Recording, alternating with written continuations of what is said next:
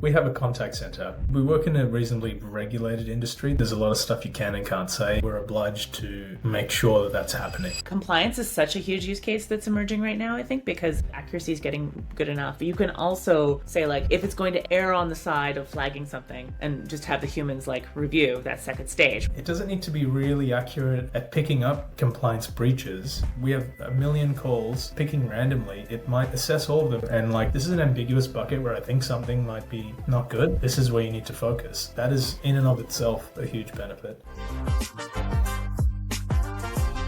Welcome to another episode of AI Product Leader, where every week we shine a light on what it really takes to join the AI world. Real conversations with real AI builders, founders, product leaders, AI experts, technologists, and everything in between to understand where the AI world is right now and what that path looks like, whether you're building AI products or a career in AI. I'm your host, Polly Allen, the founder of AI Career Boost, where I spend my time helping product leaders navigate the world of AI and transition into confidently leading AI teams. I've spent my career in both the product management and software development sides of the fence, and I'm an ex-Alexa AI principal product manager, where I launched the very first generative AI answers on Alexa. And I'm super excited to have our guest who's joining us today, Sanjay. Sanjay Robson is a seasoned product leader with over 15 years of experience building digital experiences that simplify life for customers and unlock growth for business. From energy to insurance to telecom, he's led strategy and delivery across many sectors and is known for translating complexity into clarity and results.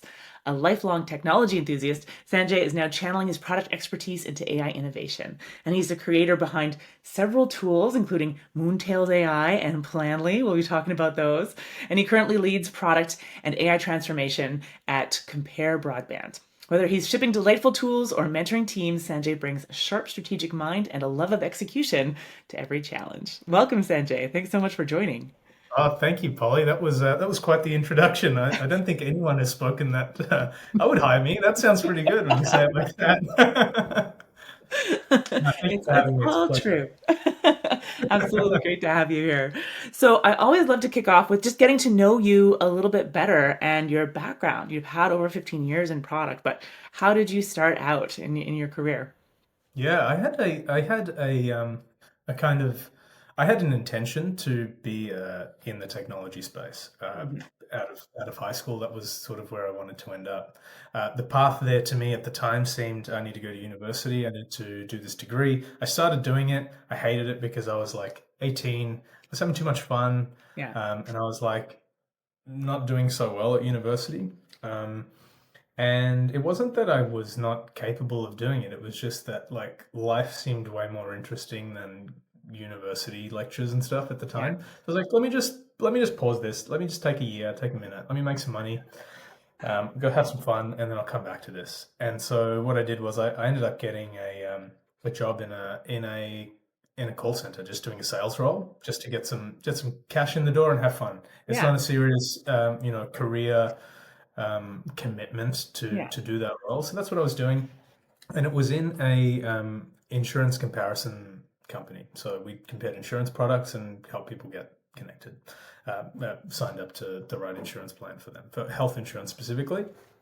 And so I made it clear to everyone there, like, I'm here just to, it's a kind of temporary thing, and Yeah. where I really want to be is in the technology space. Ideally, my goal at the time was I wanted to be a business analyst. What I liked about that was, I'm not writing code, but I'm kind of aligning the business outcomes.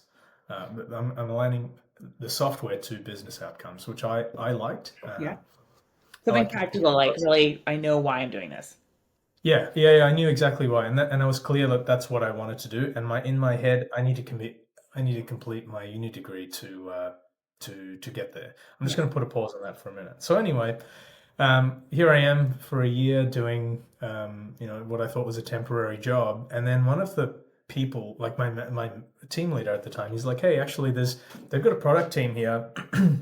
They're looking for someone who knows like the health insurance policies and stuff really well, to sort of help out on a few things on their team. You're interested?" I was like, "Heck yeah, Yeah. let me do that." And so it was a secondment. It was supposed to be for 2 months, but I ended up being there for a year, doing just kind of like a junior a junior's job, or maybe 2 years. Yeah. And then after that, I ended up, they promoted me to a business analyst. And then I'm like, do I need to go back to I'm university? gonna ask, you didn't go back to This university. doesn't make any sense, right? Yeah. And so I stayed at iSelect in that business analyst role for a few more years. Yeah, so it was a journey. All up, I was at iSelect for about 6 years, but out of those 6 years, only one was in the contact center. Gotcha. And then from there, it was just sort of I moved to a different. I got poached actually to a different comparison business. Yeah. Who at the time they were a bit more of a startup.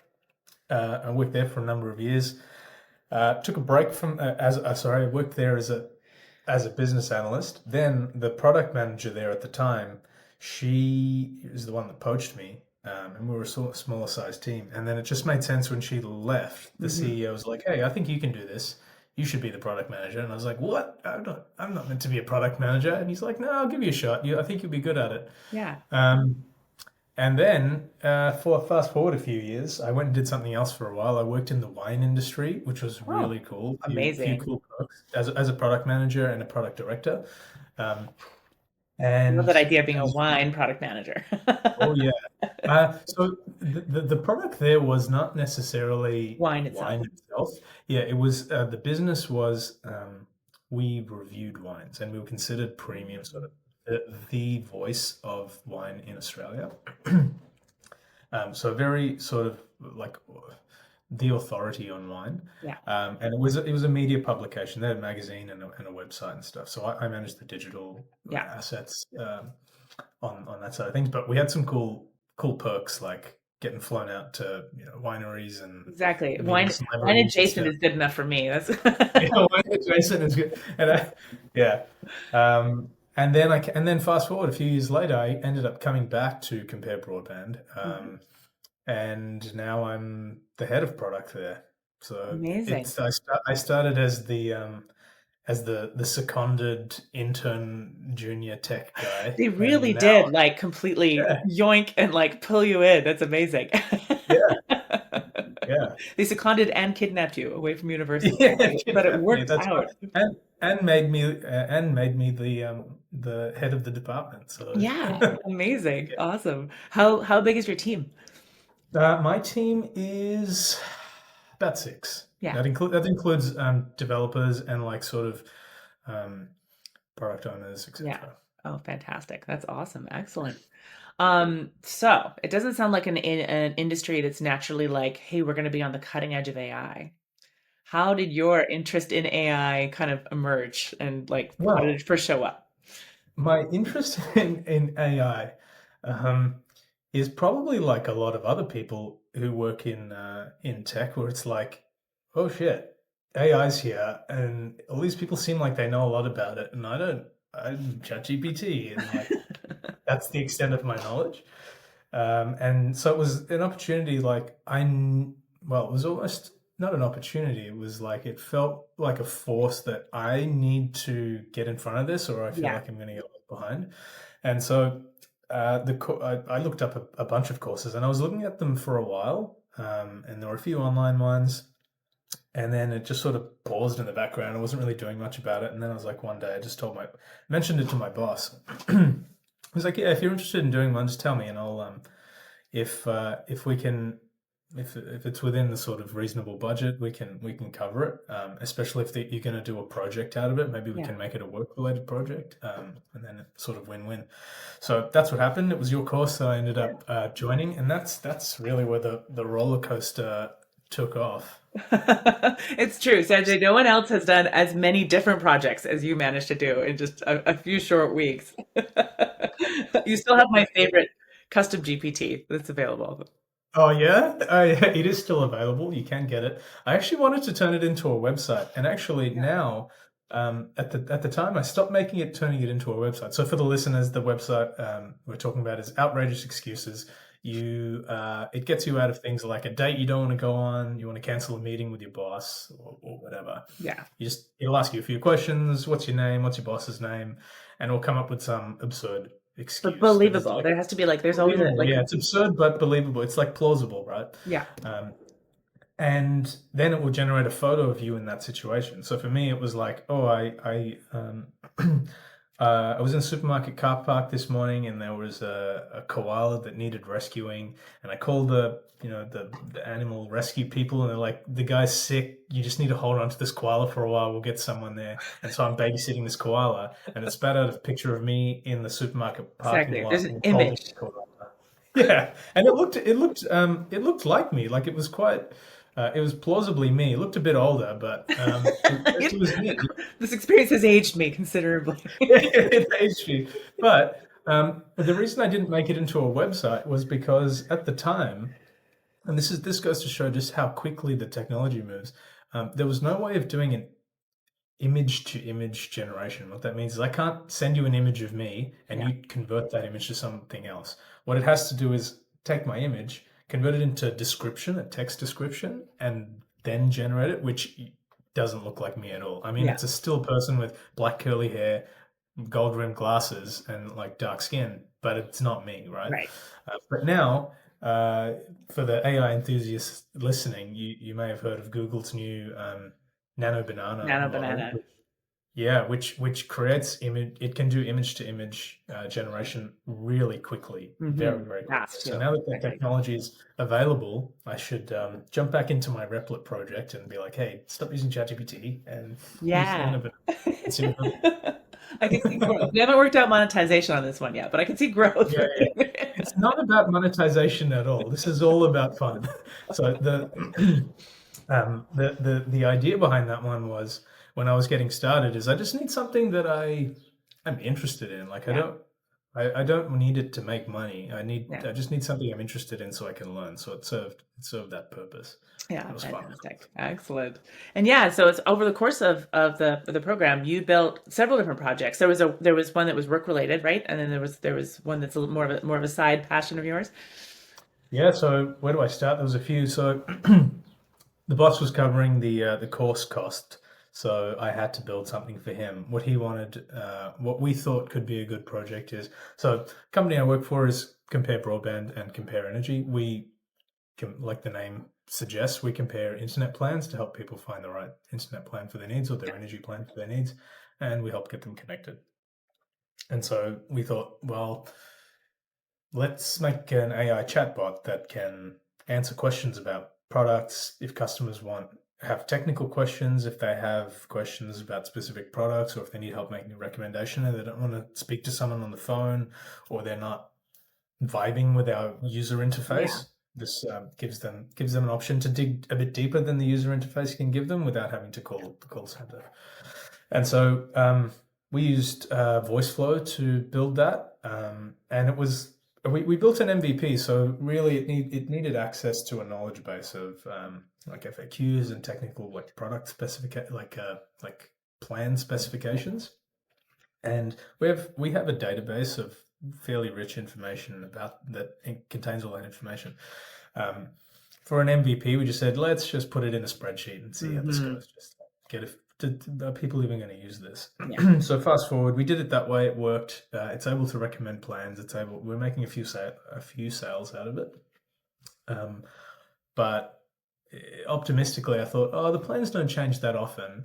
Next minute, they're changing like every few weeks, and Uh, you're having to like pause the chatbot on the site and like update that spreadsheet, which in theory sounds like it's an easy job, but I've got to put all these tracking parameters in so I right. know that oh yeah, like it came from the chatbot. So now I'm just biting the bullet and integrating it properly because I think it seems to me like this has the potential to justify that build. Yeah.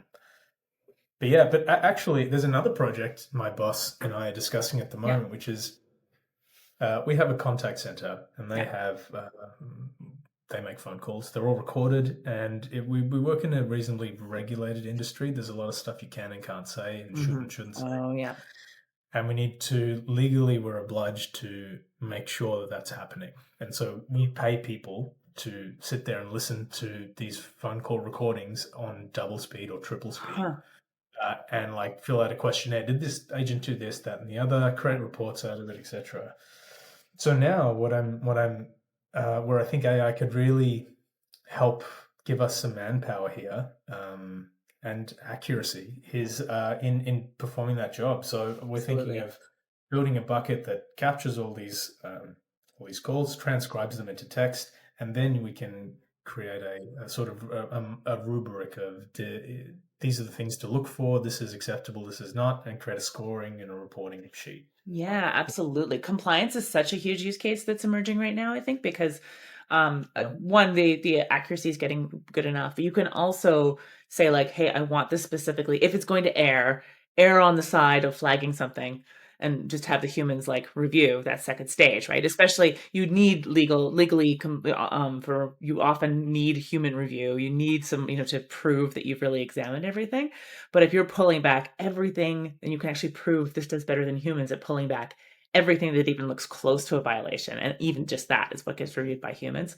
That Yeah. alone can save masses and masses of hours, right? Absolutely, Yeah. and that's exactly what we discuss. So even if it's just a case of it doesn't need to be really accurate at picking up compliance breaches. I Yeah. mean, it would be great if it could, but even if it just showed our agents, rather than like picking blindly, like we have a million calls picking randomly, it might assess all of them and like distill it down to, hey, this is an ambiguous bucket where I think something might be Yeah. not good.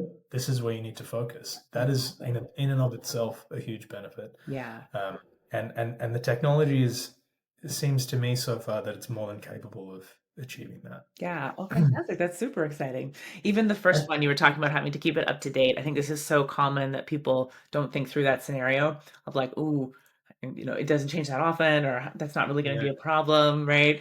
And it's a big engineering task sometimes, right? To actually get like a data pipeline that will actually like, yeah, as soon as it's updated on the website, that information goes directly to the places it needs to be absolutely. updated. It was something that it was in the back of my head, but it was sort of a chicken and the eggs scenario. Like Mhm. you don't want to over engineer from day one because what if it doesn't work? What if no one's going to use it? It's not commercially viable. And I've just spent all this time building this data pipeline.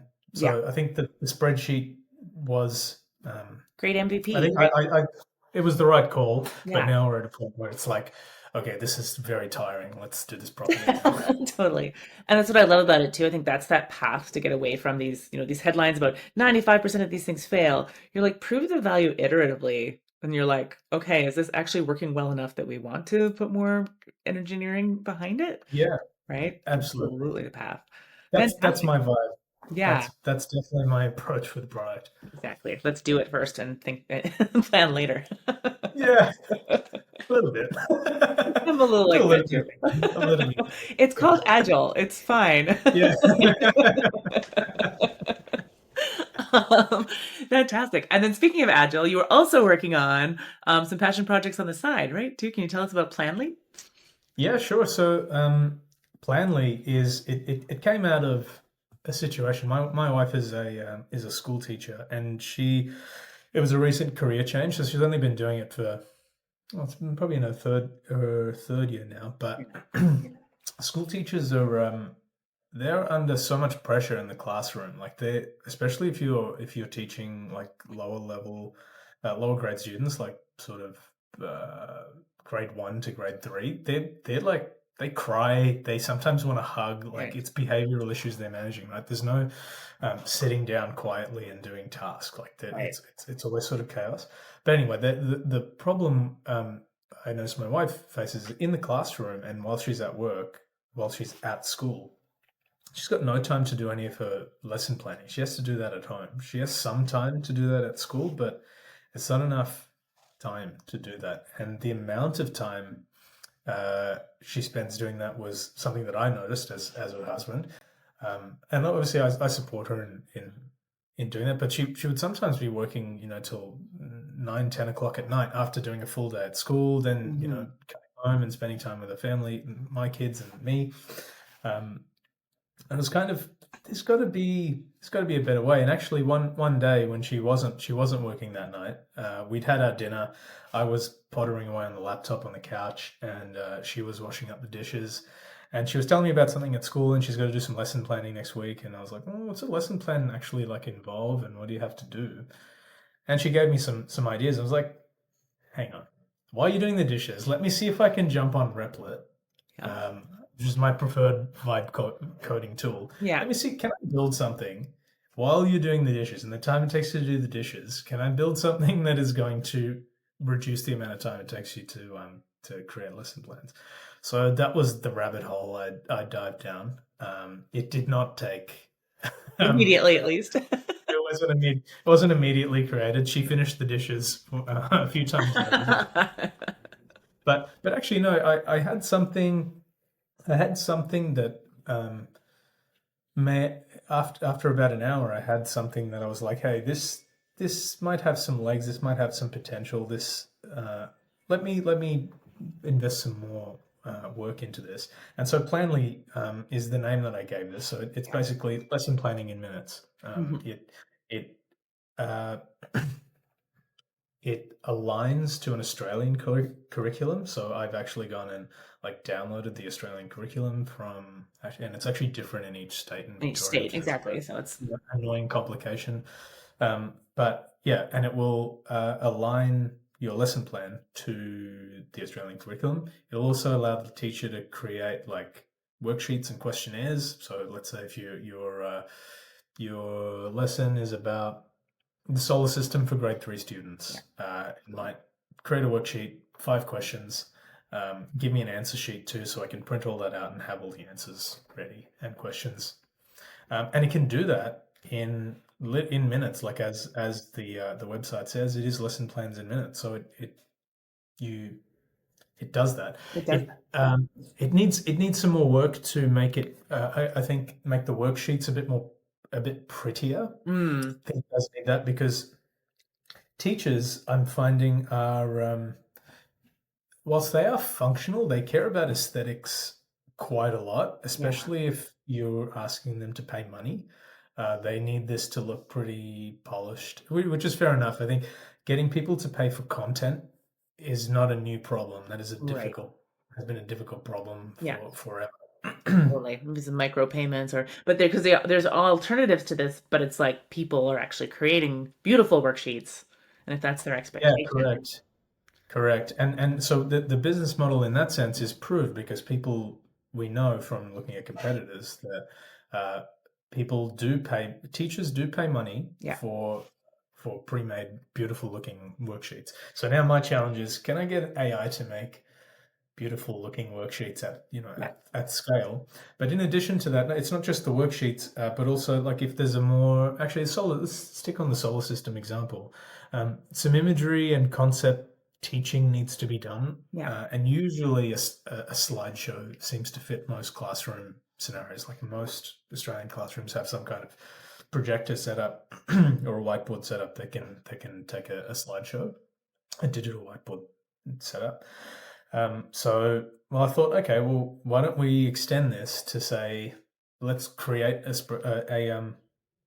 well, actually, my wife told me that she would have to create these Google slides, Yeah. and that would take her, a couple of hours to do. I was like, well, maybe I can't make it perfect, but what if I can get you to like a good enough starting point where the grunt work Because I've of saved you. starting a new file, Yeah. naming the file, saving Yeah. it somewhere, uh, laying out the slides, creating them, using, put some content on there, some imagery, and then you can tweak it rather Yeah. than making something from scratch. So you can sort of get from 0 to 80% of where it needs to be in a Right. few minutes, and then you just spend an hour doing tweaking. Yeah. Yeah. Totally. So this is always fun for me when 'cause often when partners decide to make something from their spouses are much more often willing to be critical than they might be if you were just their buddy or something. Yeah, Has she been I hard think on that you? that also might be part of the reason why I haven't done any work on it in a little while. My You got pride, disheartened. it's a bit emotional. It's hurtful, really.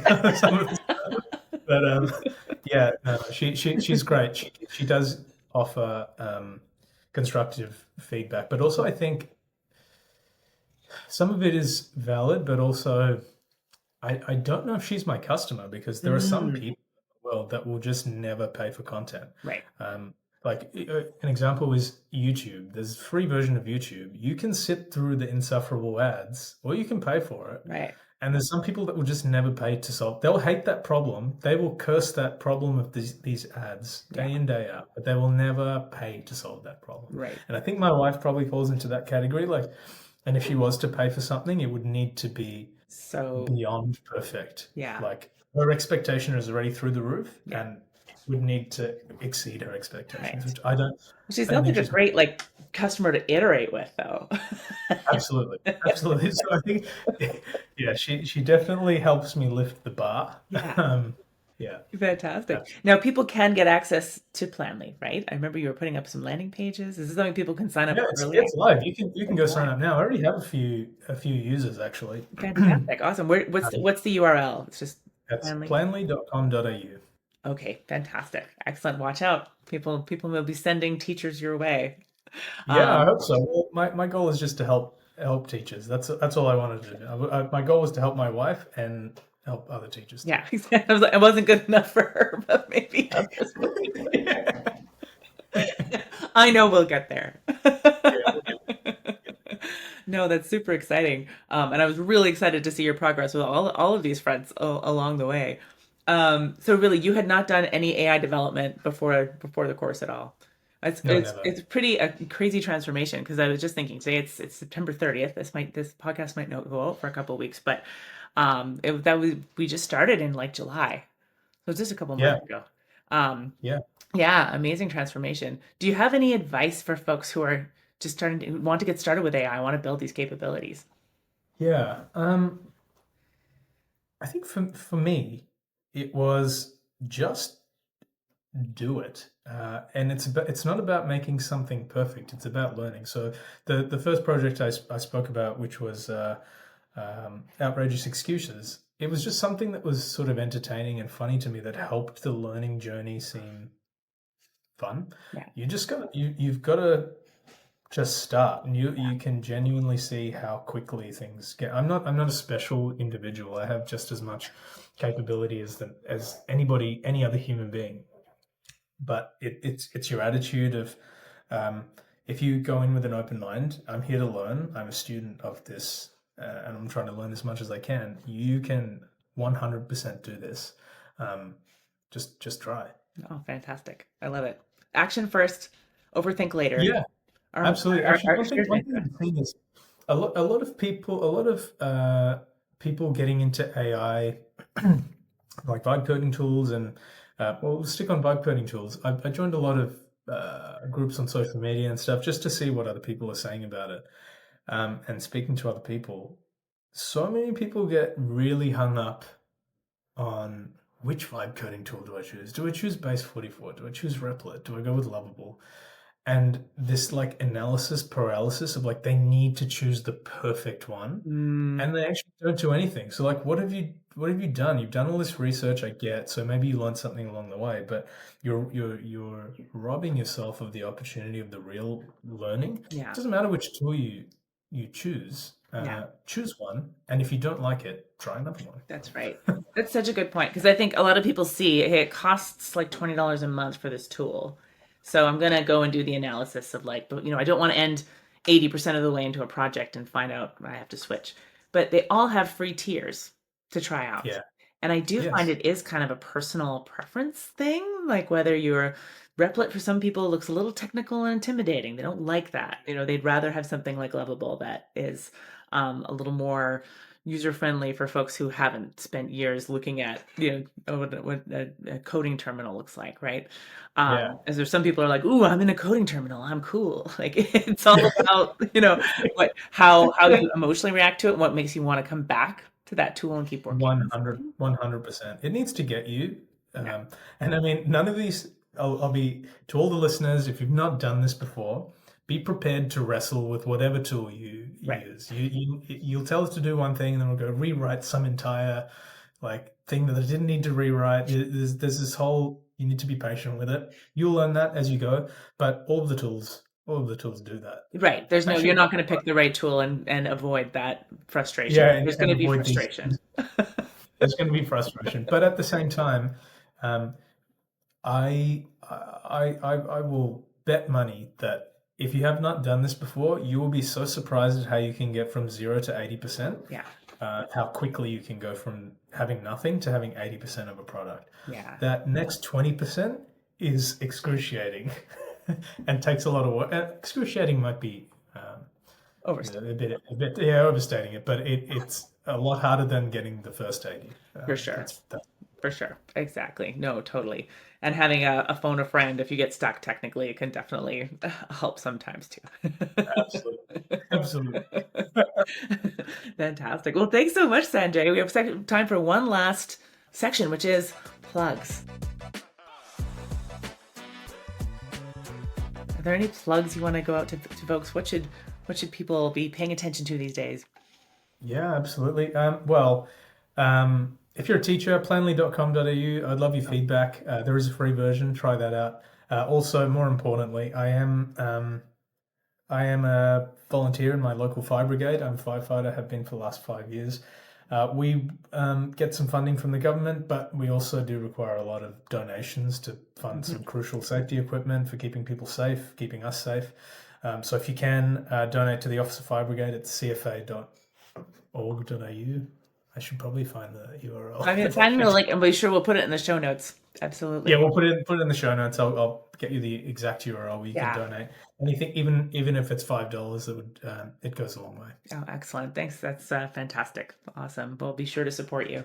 Wonderful. And from my side, we always like to plug, join our newsletter at aicareerboost.com. You can sign up for our weekly newsletter, all things product AI, building AI products, even taking them to market. Also, we'll be running our monthly masterclass, The Path to AI Product Leader. We usually run that about monthly with updates on what's going on in the AI space relevant to product leaders and the things they need to know to be able to get hands-on and to lead teams confidently. So that's it for this week. Thanks so much for joining us, Sanjay, and just hearing about your experience and all of the amazing things you've built. It's been really incredible. So thanks for sharing all of that. It's been a pleasure, Polly. Thanks so much for having me. No problem. So that's another episode of AI Product Leader. We'll see you all in a couple of weeks. Bye for now.